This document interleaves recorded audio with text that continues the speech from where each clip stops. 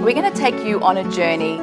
Look, to be honest, there was 2 days I laid on my bathroom floor. I can't believe I'm crying already. So I can't imagine the grief of a parent who loses a child. And you be the greatest version of you, then I feel like my work is done.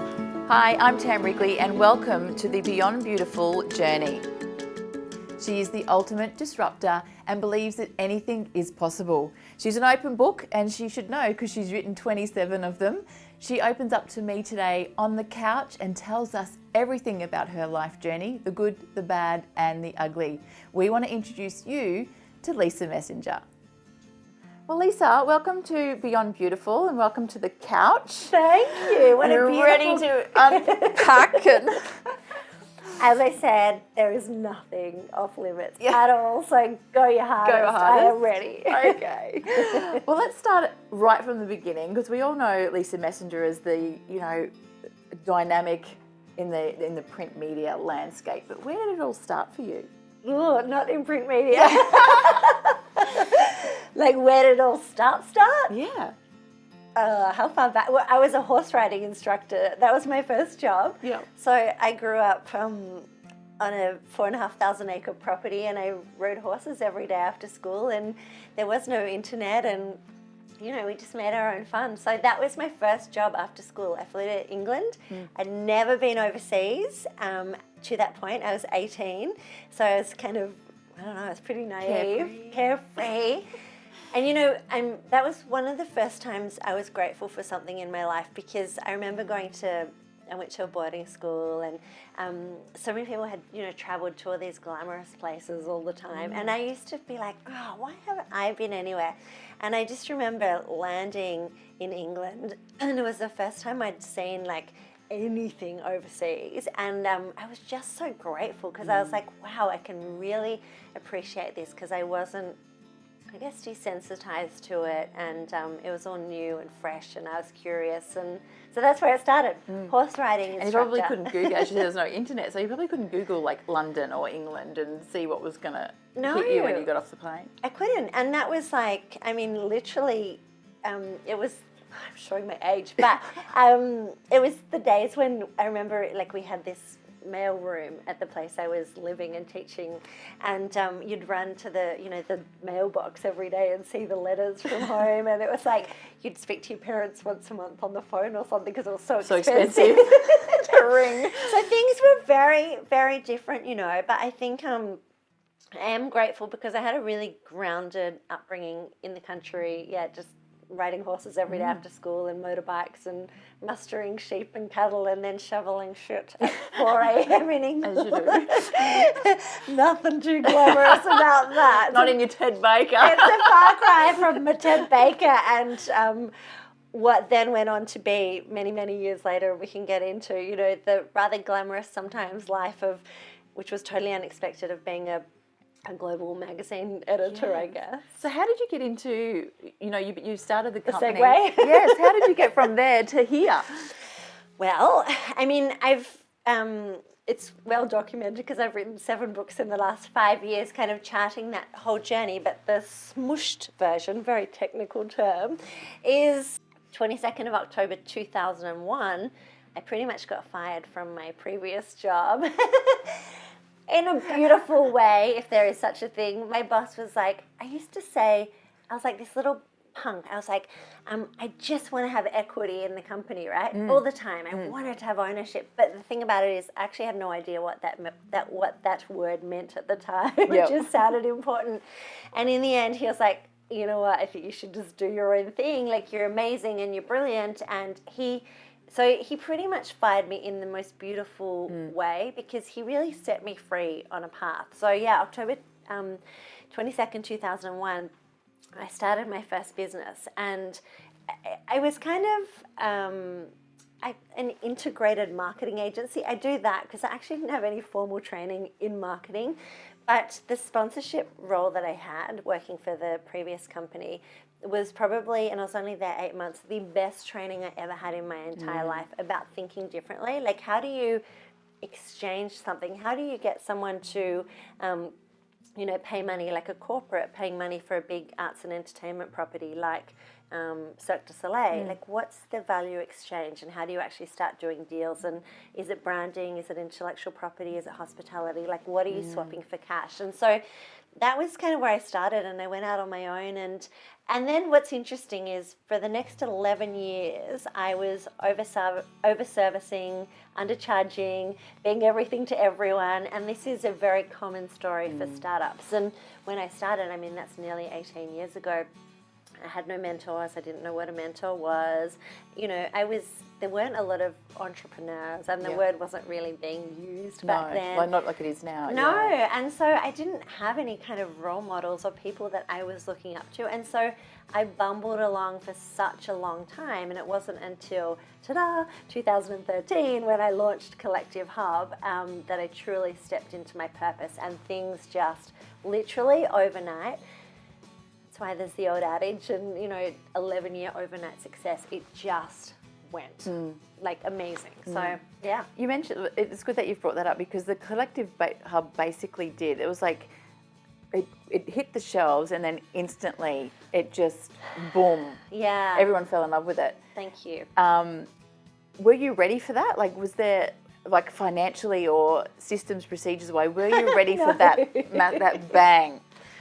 No, I was not ready, but there are so many beautiful, incredible lessons from that, and that's why I write so many books and talk so prolifically about it, because now, I'm a conduit. I feel like I'm a conduit to help other people, and because I live my life out loud very purposefully and consciously, and there's nothing off limits, I love kind of pushing the absolute freaking boundaries on business, and then living it and taking on the lessons, and then sharing the lessons learned. So no, I mean, 11 years bumbling along, no real sense of purpose, and living life according to other people's expectations.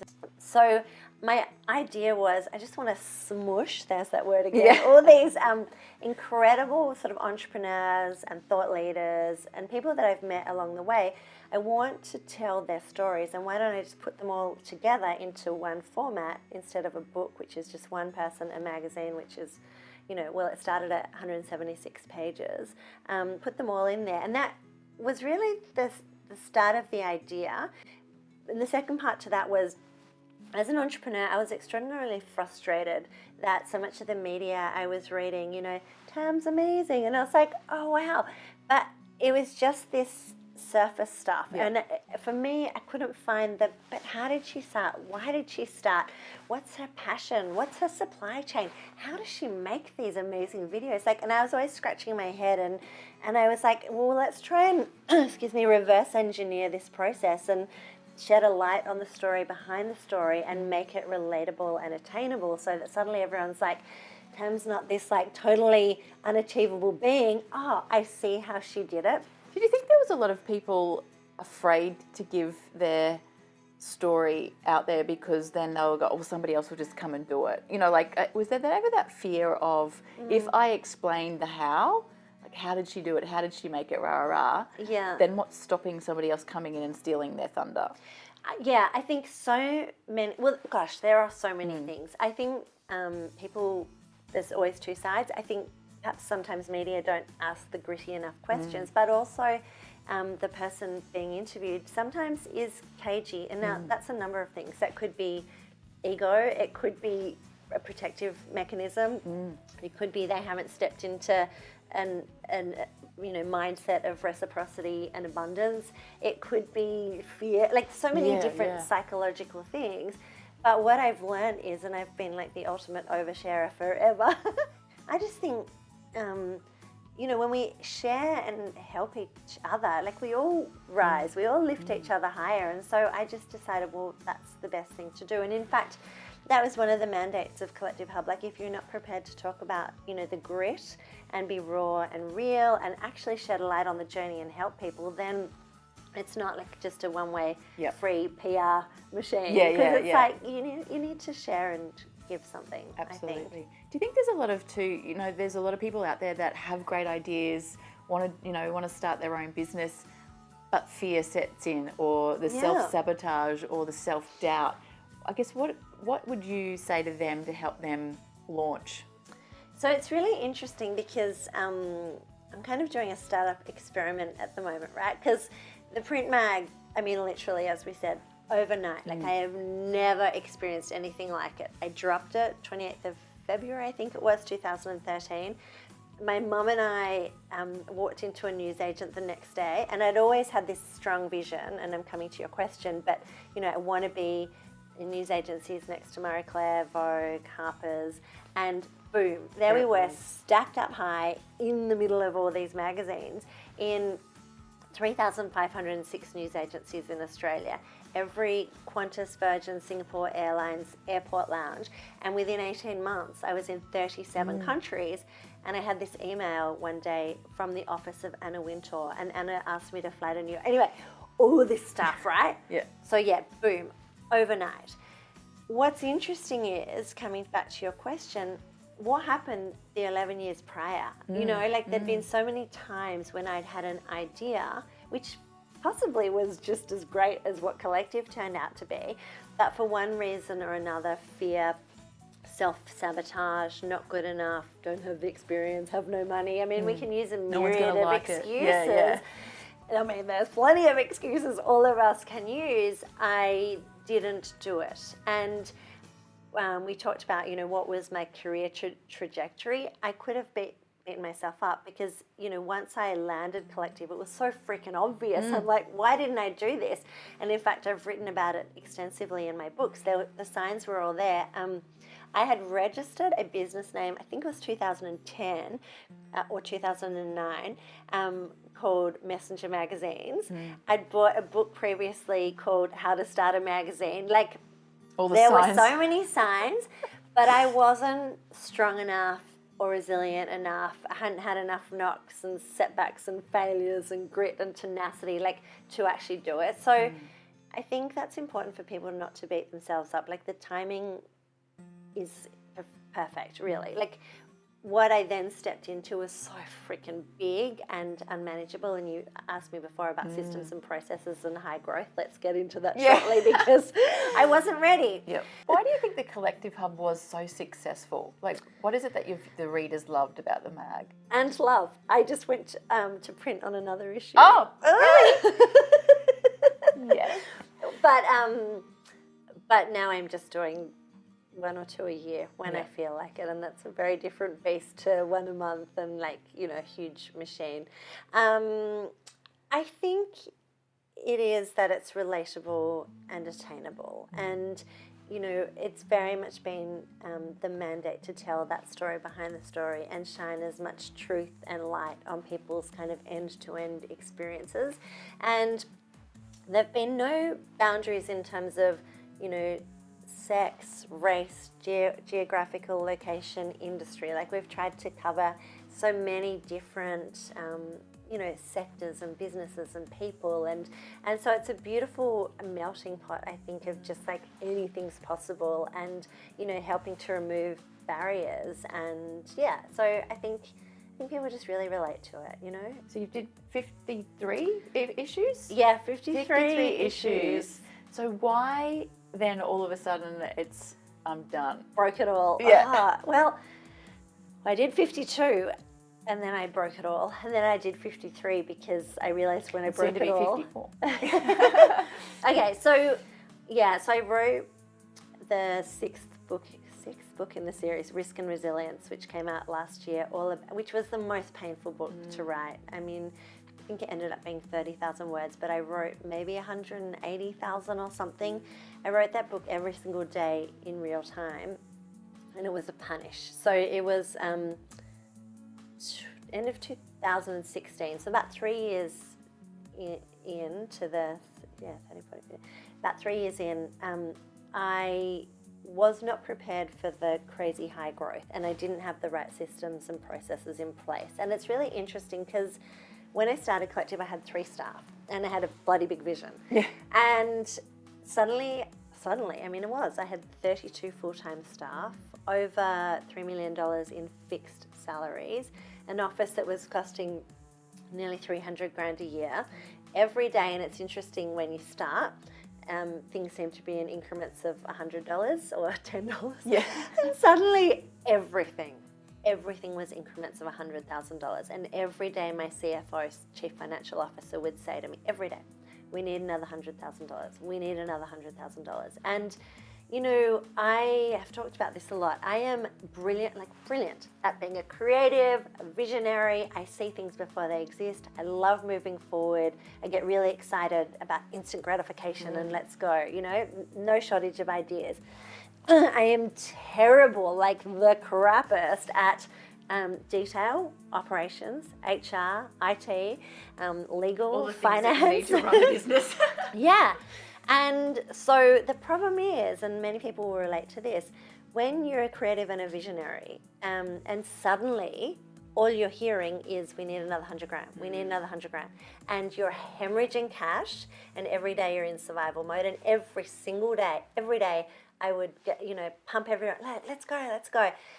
I would go home and cry, like on the bathroom floor, like sobbing for hours every freaking night for like 18 months. And so I just was like, Is why? it because the collective, was it not making money at this point? Okay, so, this is like the print magazine was doing really, really well and growing and growing and growing.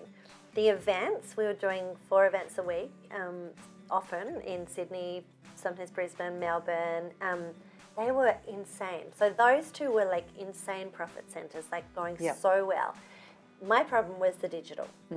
Because as a business owner, I think you need to be a brand architect. You need to understand intimately every facet of your business, and you need to be absolutely intimate with your data. Like, numbers and data are everything. I don't care how creative you are, like that's the core of the business.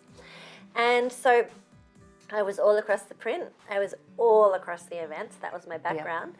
I took my eye off the ball completely with the digital, and I hired a lot of people. It was a very heavy cost base, and kind of handed over the digital side of the business for them to run. And I didn't learn it intrinsically. And so we were doing often 8 stories a day, paying people $300 to $500 a story. Pumping like the metrics and the whole machine to run that was enormous, and it just wasn't bringing in the revenue. What was a defining moment for you to go, okay, this is our last issue, or we're not going to do the collective hub every bi-monthly or monthly? Yeah, you're great to know that. Yeah, we went monthly for nearly 3 years, and then I dropped back to bi-monthly. I think many things, although in hindsight I wish I was more intimate with everything at the time, because what I probably would have done is just cut the guts out of the digital side of it and kept print going longer. But having said that, I think as a disruptor, like I am a little punk disruptor. I love shaking stuff up and messing with industries and showing that there's different ways to doing things and bucking the status quo. And I love kind of pushing boundaries all the time and getting people to think and mindset flip. I mean, it's what I do, right? So, and luckily from issue 1, I said it's not about the delivery mechanism. Like, what we stand for is to ignite human potential. So actually, if it's a print magazine, or I'm writing a book, or speaking to Tam on the couch, or doing a speaking gig, or a multitude of other things, it actually doesn't matter, like, as long as we're delivering. And so I guess part of me was like, well, when I started a print magazine, I had no idea, like freaking no idea. I was Googling how to start a print magazine. What do you need? Oh, a sub-editor. Like, I had no idea. And so I guess 52, now 53 issues in, I was like, I know how to do that now. It's not challenging. Like, I need to, if I'm going to be the best version of me, then I need to step up and challenge the status quo again. And, and if I want to continue to be a little punk disruptor and show people that there's a better, different way, then I kind of need to do something new, I think. I think you said once that you would describe yourself as a broken soul. Did I? Yeah. Where did I say that? Well, I think it was in an interview with Deborah Hutton. I think you said you're a broken soul. Oh, gee. Well, that's funny because I know when that interview was, and my fiance had left me 2 days before that interview, but it wasn't public, so maybe I was alluding to that. Because at the time, at the moment, I'm broken. At my time, it was there you go, another little bit of unexpected adversity. And let me tell you about that, being a little bit cocky, because I'd written life and love, and it was all about my perfect life. And then my fiance at the time, I've a very beautiful partner now that we've been together 3 years, but my fiance at the time came home 4 days after we'd moved into a place together in Tamarama and said, "Can you please take the dog for a walk? I don't think I can do this anymore." And I remember I did that interview with Deb like 2 days after that, and I was kind of like, oh man, I remember thinking, God, it's Deb Hutton, I need to do the interview. But I was like, I've just put this book out there, and I was doing all these media interviews, and like I was like, is the fiance coming home, or is he gone? Or so that's interesting. I definitely would not describe myself at all as a broken soul, but yes, in that moment my soul was very broken. Do you think it's okay to fail at things? Yes. Oh my God. I fail all day, every day. I think failure is the best thing you can do, but it's yes, 100%. Like, I can't express that enough, because by failing, that's the only way we learn and we move forward, right? If we're always striving for perfection, like, it's unattainable. And also, if we're not failing, we're not freaking pushing the boundaries hard enough, you know? Do you want to live a comfortable life, or do you want to get a little bit uncomfortable and really live, you know?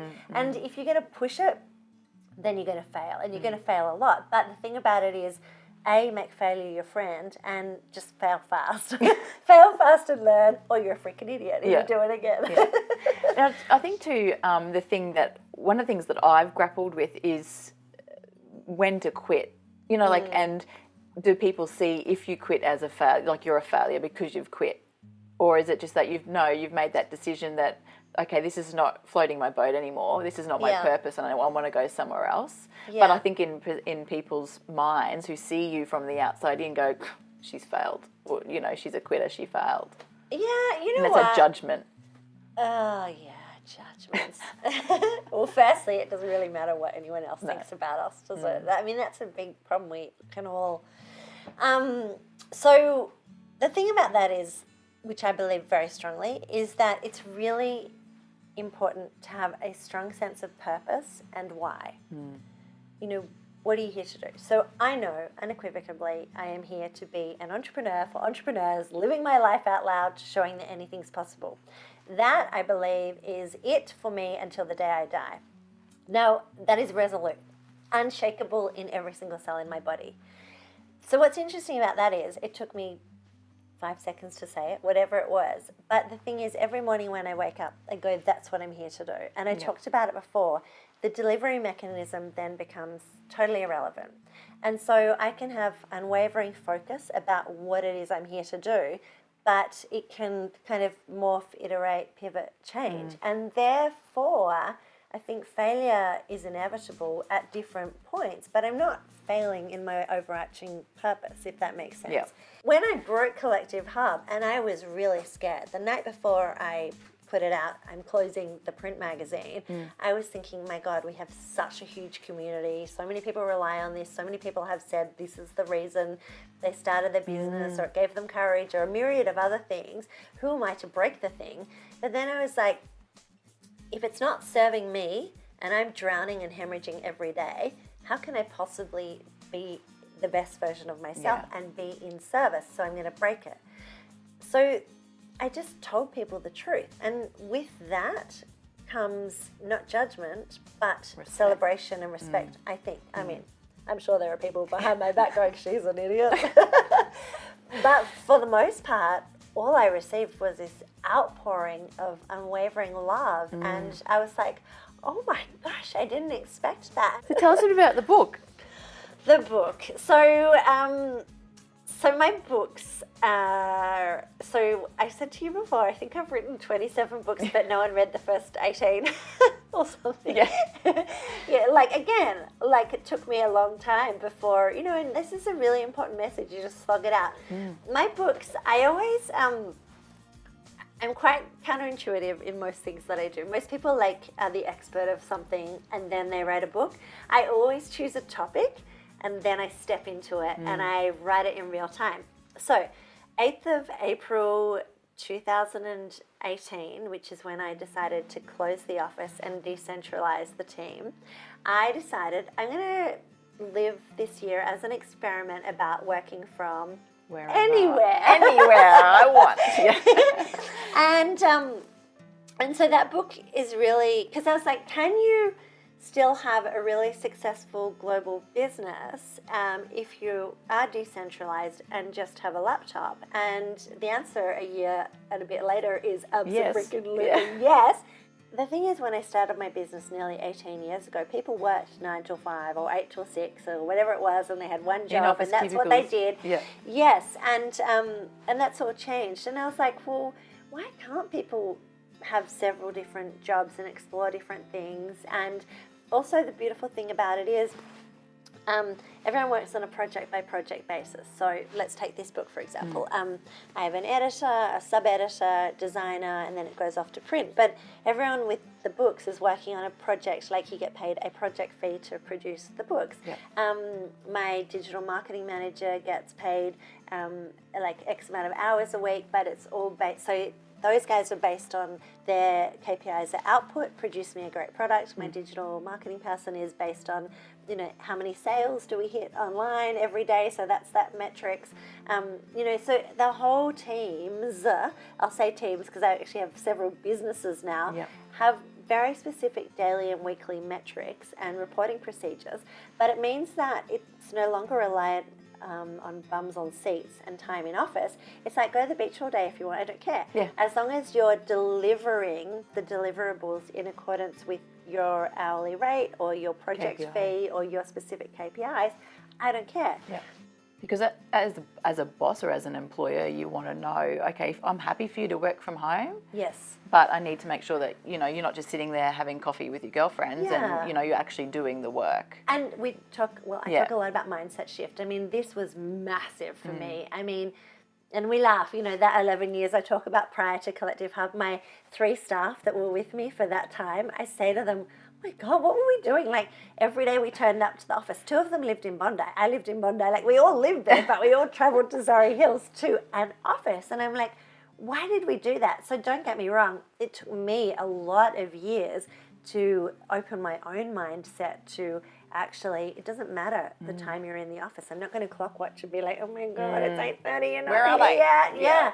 And I'm going to flip it and go, it's about deliverables, it's about KPIs, it's about your output as opposed to your time in office. Yeah. And, it makes it pretty easy. If someone's on a project-by-project basis and they're not delivering, see you later. Well, thank you so much for joining us on the show. My and pleasure. Giving everybody your wealth of knowledge. My absolute pleasure. Thank you for having me. Very special.